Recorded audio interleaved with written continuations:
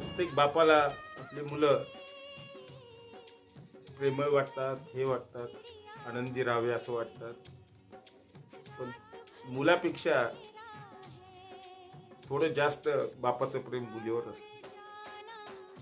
मुलाने जरी एखादी गोष्ट मागितली की बाबा मला हे पाहिजे ते पाहिजे, आपण त्याला सांगतो की थांब थोडे दिवस करू.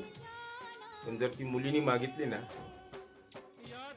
तर बाप आटापिटा करून तिला देऊन टाकतो. एवढं प्रेम प्रत्येक बापाचं आपल्या मुलीवर असतं. आनंदी राहावं, सुखी राहावं, हीच अपेक्षा प्रत्येक बापाची असते. जी मुलीबद्दल काय सांगायचं, हे परमेश्वरांनी नातच असं निर्माण केलंय की ते कधीही न संपणार, कधीही न तुटणार असतं. हे असं असतं बापलेक.